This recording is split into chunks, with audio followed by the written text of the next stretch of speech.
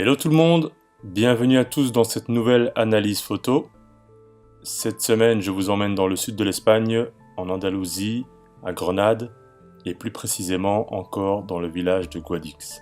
La photo est bien sûr disponible dans l'article sur le blog.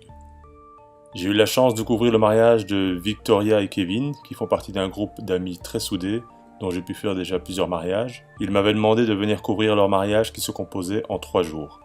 À savoir le premier jour, leur shooting de couple, le deuxième jour, une soirée pour que les invités fassent connaissance entre eux, et enfin le troisième, qui était le jour J à Grenade. Pour le shooting de couple, nous étions une petite équipe roulant dans les rues de Guadix. La mariée avec son frère, le marié avec sa sœur et son compagnon. Nous avions planifié de faire des photos en fin d'après-midi pour finir sur le soleil couchant. Cela pour bénéficier des Golden Hours, comme disent les Américains. Ce sont les dernières heures d'ensoleillement qui sont les plus chaudes en termes de luminosité. Des rouges, des oranges, d'une saturation idéale. Une amie au marié nous indiquait par téléphone comment arriver au lieu précis et nous sommes arrivés in extremis en haut de cette colline pour réaliser ce cliché 5 minutes avant que le soleil ne disparaisse.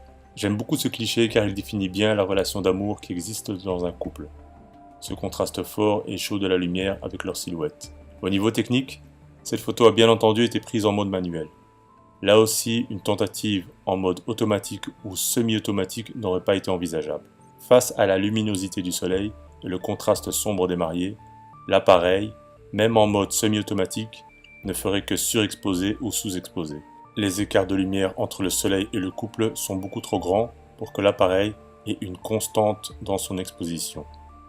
Une fois les rayons du soleil partis, j'ai tenté les derniers clichés avec les nuages roses qui sont apparus.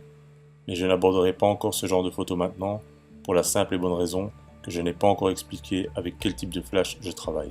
Normalement, dans le courant de la semaine prochaine ou la suivante peut-être, je mettrai en ligne un article sur mes flashs, afin de vous montrer ce que j'utilise, cela histoire que vous sachiez de quoi je parle dans mes prochaines analyses sur des photos au flash. Toujours est-il que de ces photos, et plus précisément cette photo, je pense qu'il faut retenir une chose très importante en photographie. C'est qu'il faut toujours aller chercher la photo là où elle est. Nous avons roulé à vive allure pour réussir à avoir les dernières minutes de soleil. Une fois le soleil parti, c'est vraiment sur le départ qu'au final je me suis décidé de rester pour des derniers clichés. Comme conseil pour les débutants ou les amateurs encore hésitants, il faut donc retenir cette chose très importante. Si vous voulez une photo, personne n'ira la chercher à votre place. Et quand je dis ça, c'est réellement à prendre au pied de la lettre. Physiquement, je veux dire. Il faudra aller vite ou attendre. Il faudra se coucher au sol ou rester debout. Il faudra grimper ou descendre, mais peu importe, il faudra réellement y aller.